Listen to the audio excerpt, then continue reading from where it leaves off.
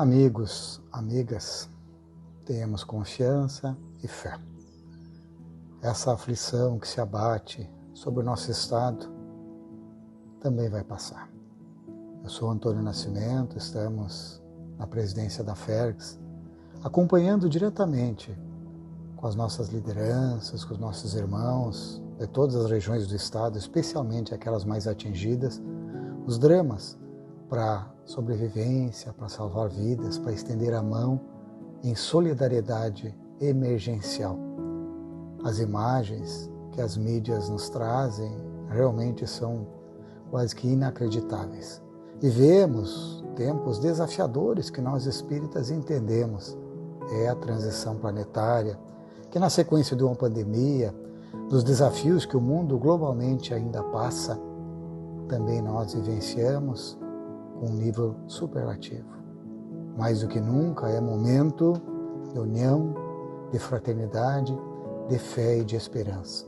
Temos recebido a solidariedade de todo o Brasil, do mundo, que dentro das possibilidades se volta para o Rio Grande do Sul, através das equipes de resgate, das mensagens, das ajudas dos diversos canais de preparação de atendimento emergencial nesse instante, ou até mesmo aqueles que se preparam para a reconstrução necessária. E em meio a toda a destruição, vamos certamente reconstruir e sairmos mais fortes.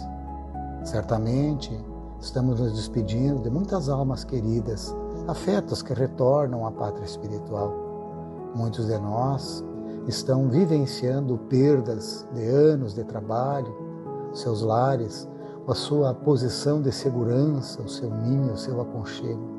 Mas tudo isso, meus amigos, também vai ser reajustado, reorganizado.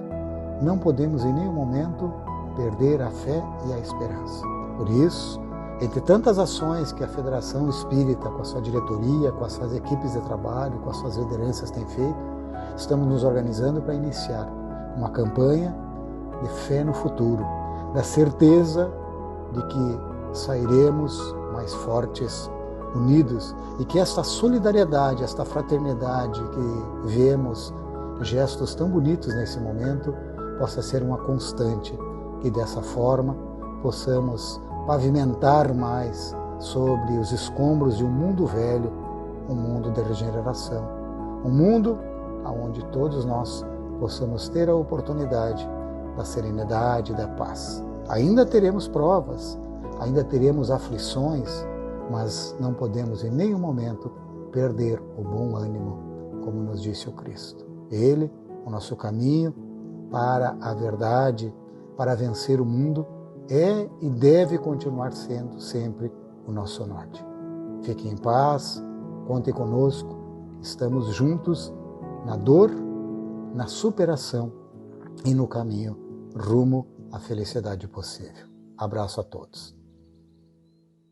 Boa noite aos irmãos, sejam todos bem-vindos mais uma vez aqui nesse canal do YouTube da nossa Casa Espírita Chico Xavier.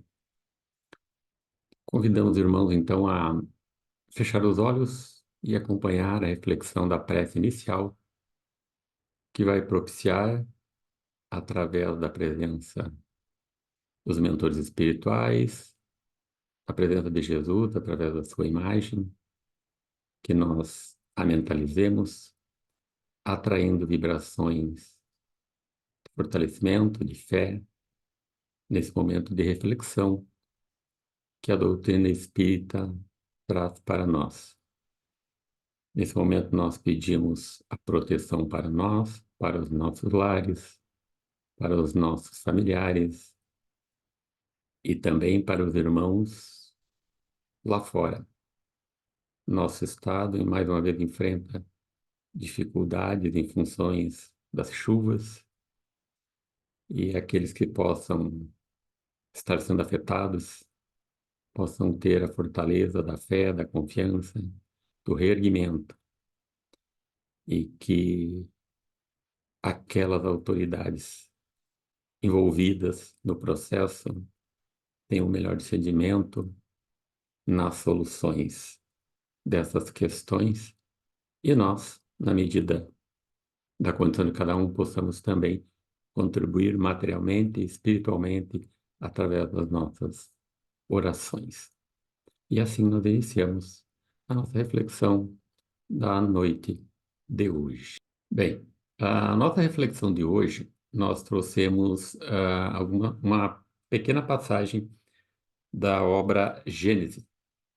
A Gênesis é uma das 5 obras básicas que contemplam toda a doutrina espírita, por assim dizer, que depois recebeu uma série de obras complementares, principalmente através do Divaldo, do Chico Xavier e outros irmãos. Como nós sabemos, essas 5 obras básicas é o Livro dos Espíritos, o Livro dos Médiuns, o Evangelho, a Gênese e o Céu e o Inferno, e também chamado de Pentateuco. Mas o que nós trouxemos aqui da Gênese? É do capítulo 1, Caráter da Revelação Espírita, alguns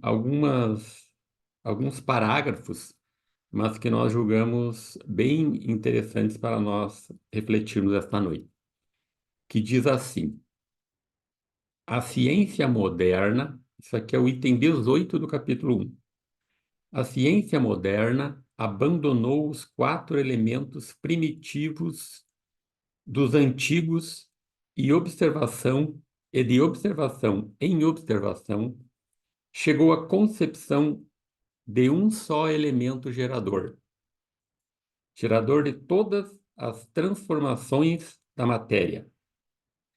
Mas a matéria, por si só, é inerte, carecendo de vida, de pensamento, de sentimento, precisa estar unida ao princípio espiritual.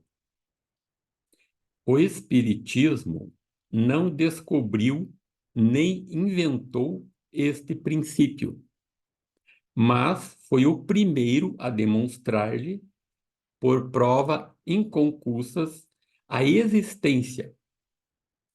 Estudou, analisou e tornou-lhe evidente a ação.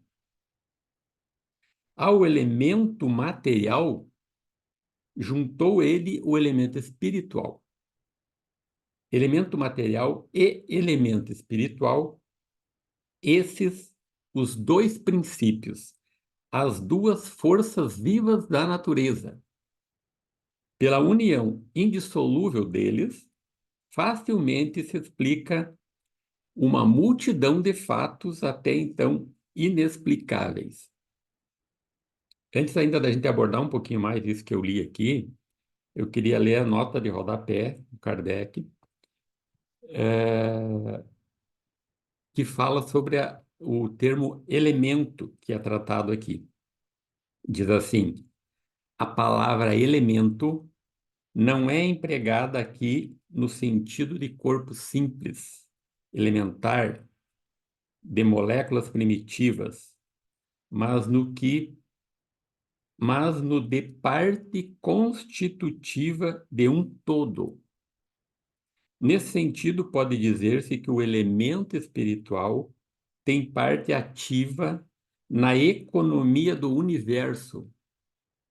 O elemento espiritual tem parte ativa na economia do universo. Como se diz que o elemento civil e o elemento militar figuram no cálculo de uma população, que o elemento religioso entra na educação, ou que na Argélia existem o elemento árabe e o elemento europeu. Então, quando ele trata de elemento, ele quer dizer que o elemento espiritual ou o elemento material sem o espiritual não compreende o todo. É preciso os 2 refletindo a nossa encarnação, para que nós possamos aqui estar e desempenhar o nosso programa reencarnatório. Quando ele dá o exemplo que na Argélia tem o árabe e tem o elemento europeu, quer dizer, o elemento Argélia se dá pelos dois povos. Ou os outros exemplos que ele fala, o civil e o militar. A população é o elemento maior, é o elemento único, é o todo, é o universal. E nós, então, somos esse elemento no conjunto das duas, da soma dos dois, da matéria e do espírito. Então, voltando lá em cima, no parágrafo que nós lemos anteriormente, primeiro ele comenta que a ciência abandonou no sentido de que hoje, com a evolução da ciência, há muito mais a explorar entre o céu e a terra, muito mais a explorar no universo, além da terra, do ar, do fogo e da água, que eram os elementos primitivos, antigos, como ele diz ali. E aí ele chama atenção para esses elementos material e espiritual, que a matéria por si só não teria vida. Nosso corpo por si só, sem o espírito, padece, desencarna. E a primeira ciência, porque o espiritismo é filosofia, ciência e religião, a primeira ciência a trazer a luz do homem para que ele refletisse sobre essa realidade, sobre essa verdade, foi a doutrina espírita, que traz essa novidade, vamos dizer assim. Então, uma informação nova. Embora ele também diz que o espiritismo não descobriu nem inventou. Isso existiu de todo sempre. A doutrina surgiu em 1857 com a primeira obra do Pentateuco, o Livro dos Espíritos. Só que nós, enquanto corpo e alma, que aqui já habitávamos, ou 2000 anos atrás, no tempo de Jesus, ou antes de Jesus, milhares de anos antes, tudo o que acontecia na Terra já era pela soma do elemento espiritual e material. Só que essa revelação, ela surgiu no momento em que nós tínhamos e temos agora a compreensão, a capacidade de compreender esse processo. Então, o Espiritismo ele vem realmente como uma revelação, vem como uma ciência, uma filosofia extremamente reveladora. E se o que está contido nela é uma verdade, essa verdade ela se manterá por si só.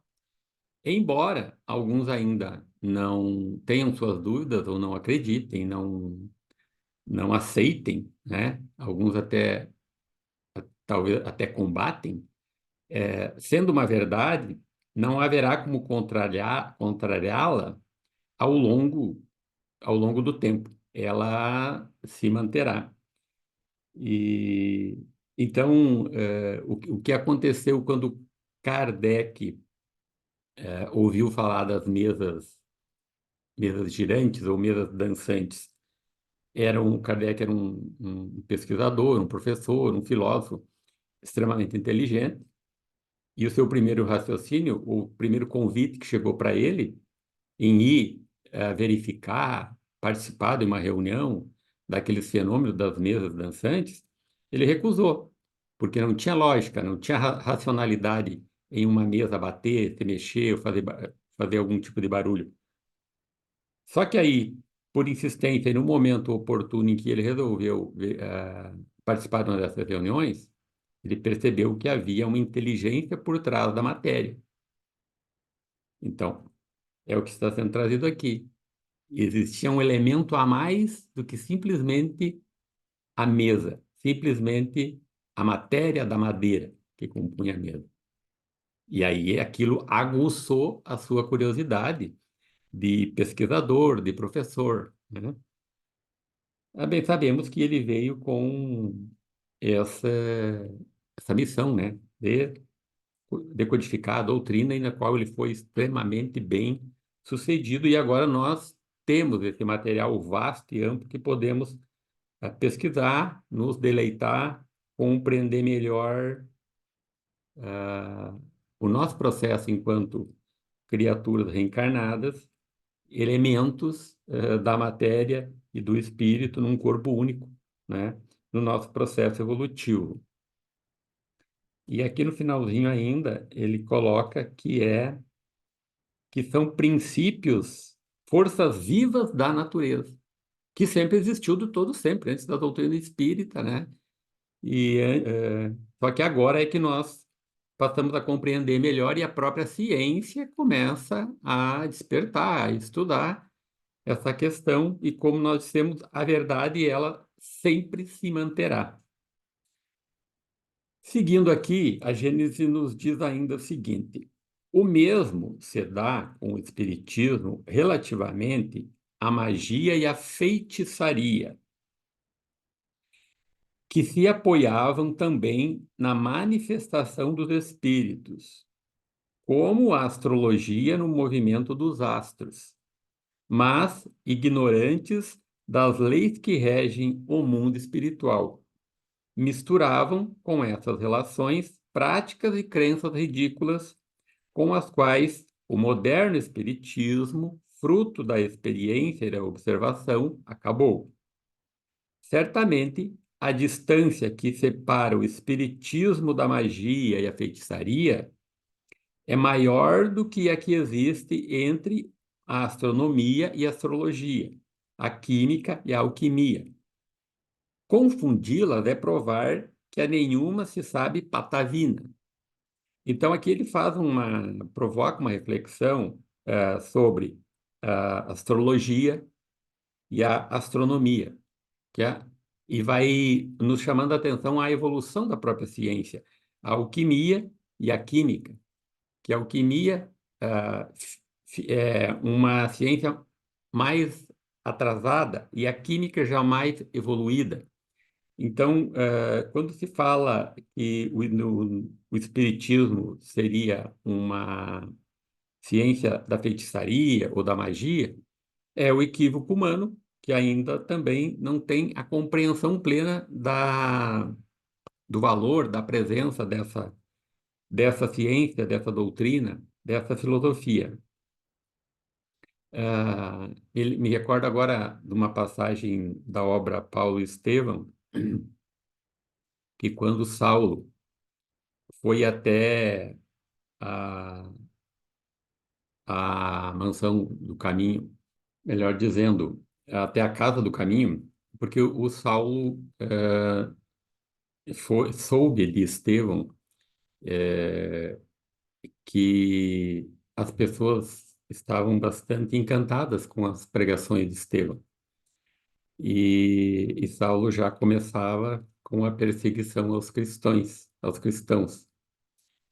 E então ele foi até a casa do caminho, aonde Pedro e os demais apóstolos tinham acolhido Estevão, que já era bastante conhecedor do Antigo Testamento, das leis de Moisés, e quando Pedro e os demais apóstolos trouxeram para ele tudo que tinham convivido e toda a história de Jesus, ele ficou encantado, né? Pedro deu para Estevão as escritas que Mateus tinha feito sobre as passagens de Jesus, e ele se deleitou, devorou aqueles estudos.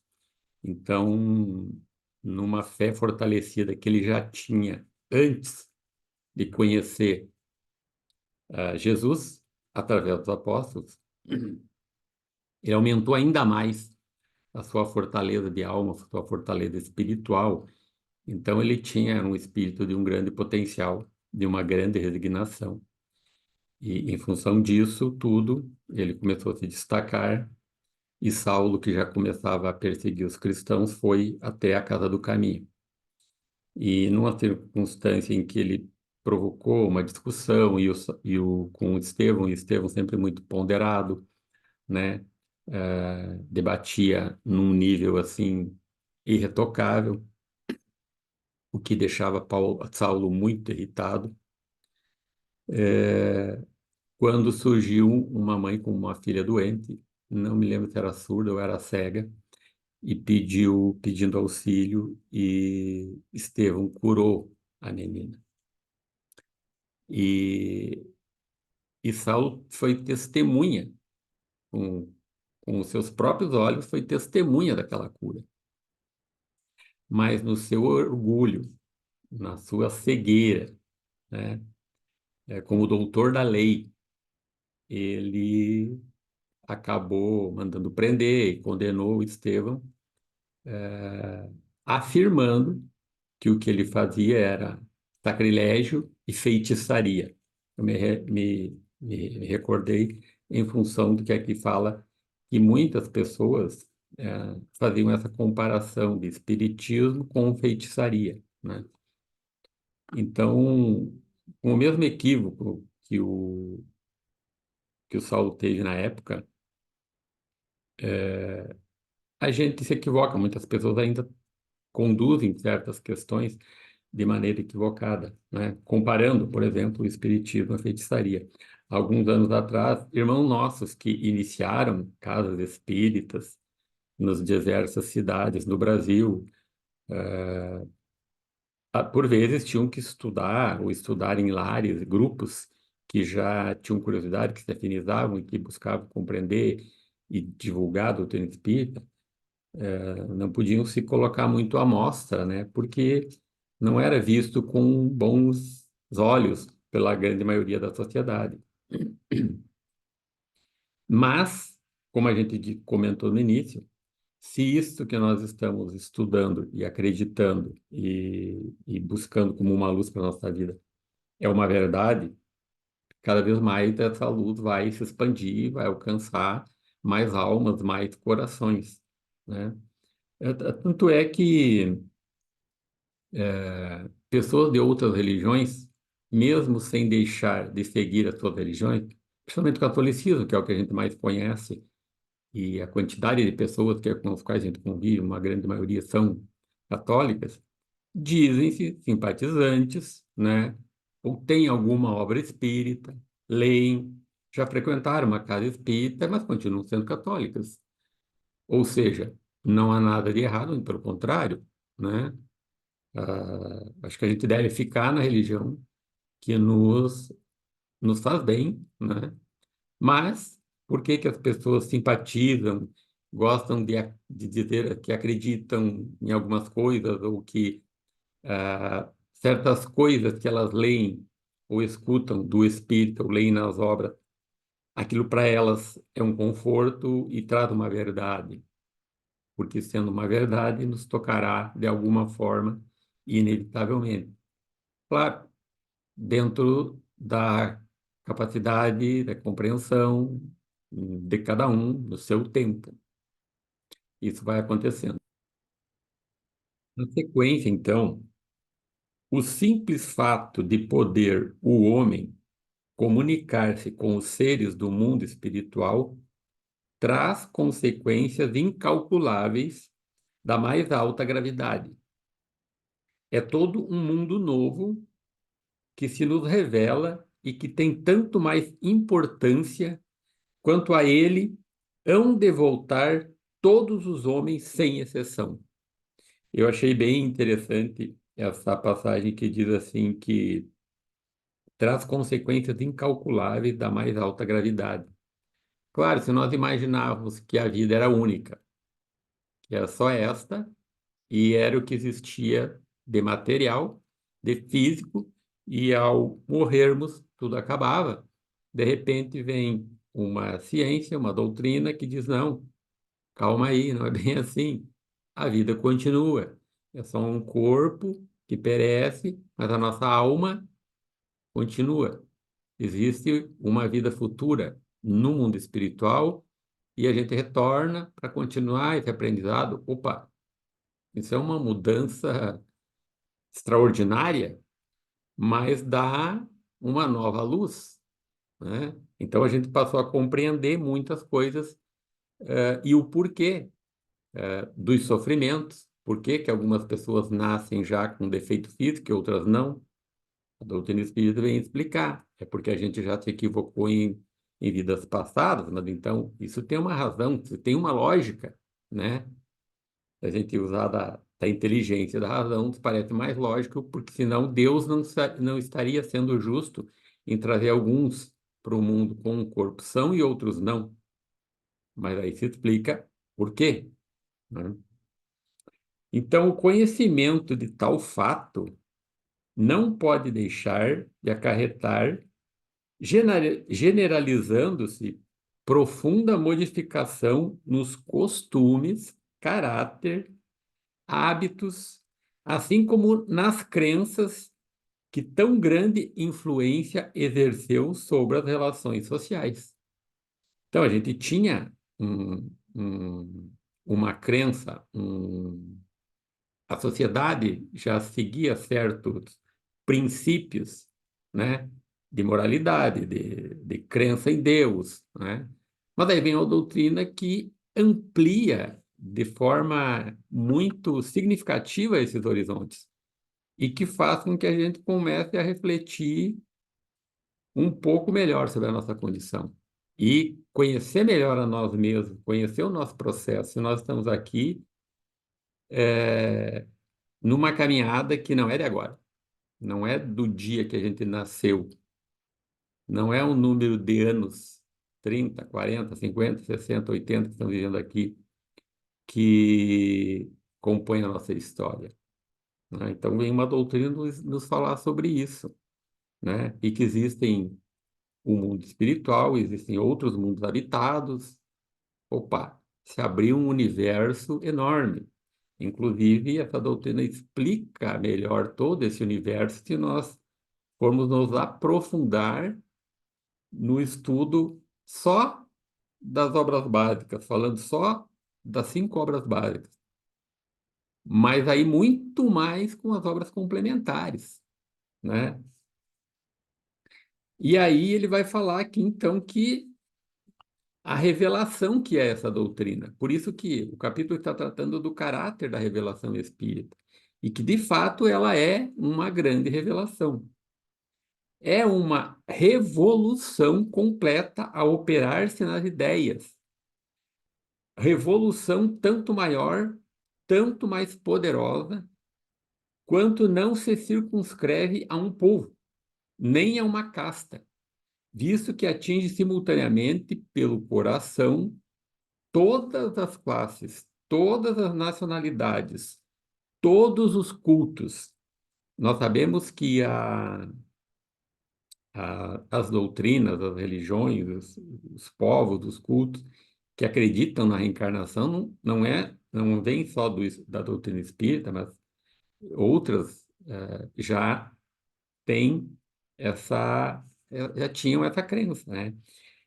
Mas aí, independente do nome que nós dermos a esse conjunto de ensinamentos, de explicações, não precisa necessariamente ser espiritismo, seja o nome que for. Se isto é a nossa realidade, isto é, o que está escrito aqui é a verdade, ela já existe de todo sempre, vai continuar existindo e cada vez vai ficar mais clara e mais perceptível e mais sensível às almas e aos corações do mundo todo, de todo o planeta Terra. Porque ele diz aqui que não está circunscrito a uma classe, a uma região, a uma nacionalidade. A todos os irmãos nossos que habitam o planeta.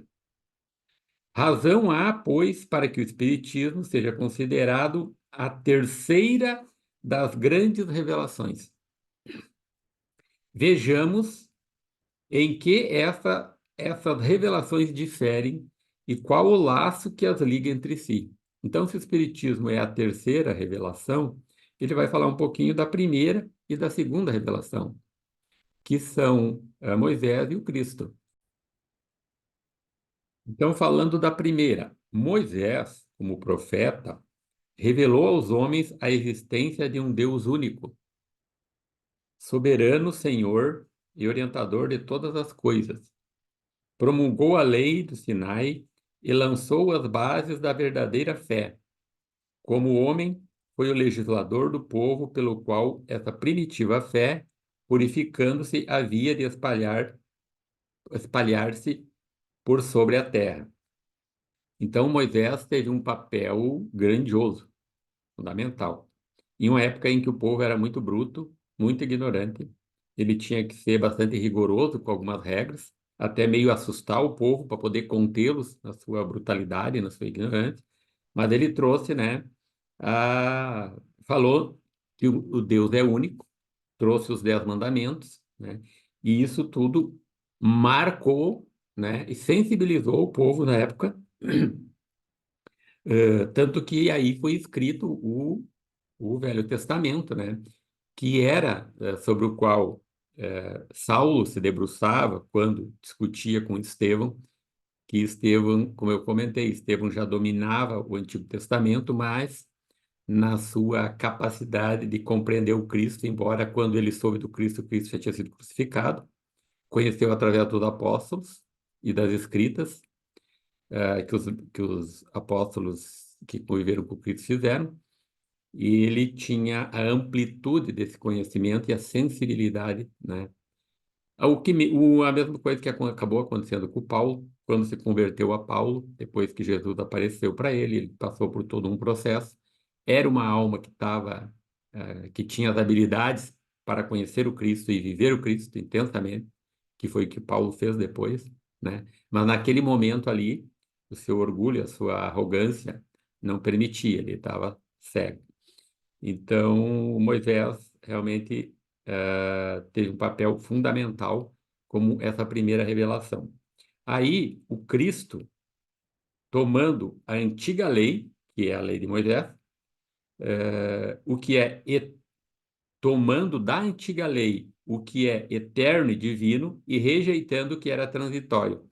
Porque havia algumas coisas na legislação que Moisés do Antigo Testamento deixou e que precisavam ser renovadas. Então, o Cristo, ah, como o Cristo disse que ele não veio desfazer a lei, ele veio renovar e trazer a nova luz nova, né, ao entendimento humano. O Cristo trouxe novos ensinamentos que naquele momento o povo já tinha condição de ser sensibilizado. Coisas de que Moisés não falou, como a vida futura, que nós vamos ver que Moisés não falou porque aquele povo bruto daquela época ainda não tinha a capacidade de refletir, assim, ia confundir muito e não ia ajudar. Então, o Cristo, tomando a antiga lei de Moisés, tirando dela o que era eterno e divino e rejeitando o que era transitório, puramente disciplinar e de concepção humana. Então, tinha regras que eram necessárias na época que Moisés usava de forma disciplinar, né? E de concepção humana. Acrescentou a revelação da vida futura. Então, o Cristo acrescentou aos ensinamentos anteriores a revelação da vida futura, de que Moisés não falara, assim como a das penas e recompensas que aguardam o homem depois da morte. Então, o Cristo já trouxe tudo o que podia se compreender naquele momento pelo povo, falando da vida futura e do reino de Deus que nos aguardava, dependendo de como nós estávamos vivendo, como nós vivíamos, ou como viviam na época, né? Os cristãos compreenderam melhor o processo. E aí, alguns que, como acontece até hoje, pelo interesse no poder, pelo interesse religioso, pelo interesse econômico, né? Combatiam os ensinamentos do Cristo pela ignorância, por ainda não se deixar tocar pela luz, pelos ensinamentos do Cristo, né? E aí, depois, então, como a terceira revelação, depois do Cristo, a doutrina espírita, que veio em 1857, quase 2000 anos depois, foi o tempo necessário na avaliação do próprio Cristo, o tempo necessário. Então, agora a humanidade está pronta, nós vamos mandar a, as grandes verdades, né? Essa doutrina filosófica, né? Científica, religiosa, para que o povo possa absorver aquilo que já tem capacidade de compreender e ter uma vida melhor, né, nessa perspectiva do processo da reencarnação, da continuidade depois da morte. Enfim, essa era a breve reflexão que nós queríamos trazer, né? A doutrina é tão vasta e a gente deve continuar persistindo no estudo dela e vamos continuar trazendo esses temas aqui para os irmãos que nos acompanham. Convidamos os irmãos, então, a elevar o pensamento mais uma vez, agradecendo ao Cristo que esteve aqui conosco, deixou a sua mensagem e nos mandou ainda esses esclarecimentos da verdade através dessa doutrina. Que as energias do alto, dos mentores que aportam os nossos lares nesse instante, fortaleçam a nossa fé, nossa esperança, reabilitem nossas células físicas, o nosso corpo, a nossa mente e a nossa alma. Agradecidos pela vida, por mais esse momento de reflexão e de elevação, encerrando assim a nossa reflexão de hoje. Agradecemos então a presença aqui dos irmãos que nos assistem, compartilham, curtam aí as nossas exposições, divulguem aos amigos e familiares e convidamos que estejam aqui na próxima sexta-feira.